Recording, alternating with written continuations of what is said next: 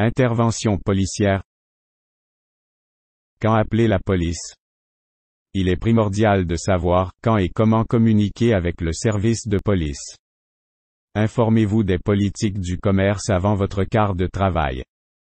Situation où le service de police devrait être appelé. Voie de fait récidive. Résistance à l'arrestation. Mineur professionnel. Aucune identification. Vol supérieur à 15 $. Cas de caisse. Voie de fait. Lors de l'interception ou de l'interpellation, le suspect réagit en effectuant un voie de fait sur vous, attaque. Ce geste résultera à un vol qualifié. Récidive. Un suspect qui a été pris dans le passé pour vol. Celui-ci fait peut-être partie d'un réseau. Résistance à l'arrestation. Une résistance à l'arrestation peut mener à plusieurs possibilités, soit que la personne est en probation, mandat, etc. Qu'elle est recherchée, qu'elle ne veut tout simplement pas être arrêtée, qu'elle a d'autres choses à cacher, etc.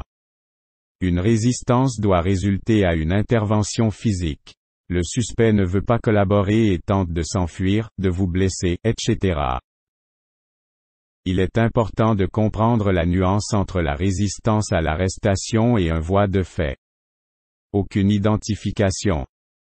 Lorsque vous appréhendez un suspect pour vol et que celui-ci n'a aucune pièce d'identité sur lui, ou que celui-ci vous donne des renseignements trop vagues, etc.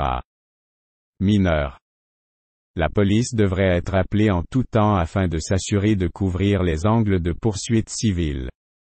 Cas de caisse.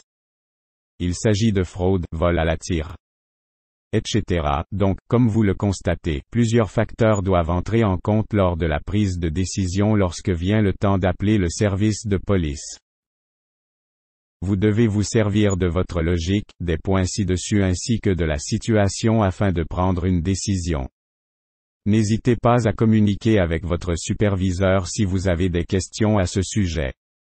Professionnel. Voici une liste non exhaustive de voleurs dits professionnels. Voleurs professionnels. Hommes d'affaires. Policiers. Avocats.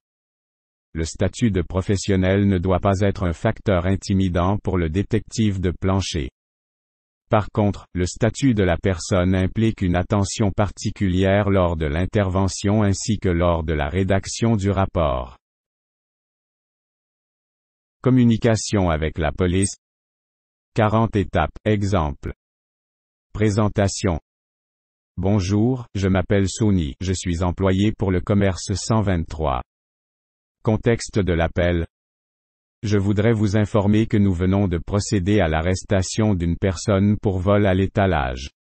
De plus, celui-ci refuse de s'identifier. Lieu de l'infraction. Nous sommes situés au 24 243 AV. Des Pins à Montréal, il s'agit du commerce 123. Comportement du client.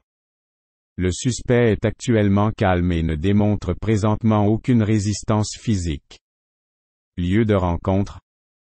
Les policiers peuvent demander pour Monsieur Leblanc, gérant du commerce. Celui-ci va accompagner les policiers au bureau où nous sommes situés, etc. Tous autres renseignements pertinents que vous jugez nécessaires ou les renseignements que le répartiteur vous demande.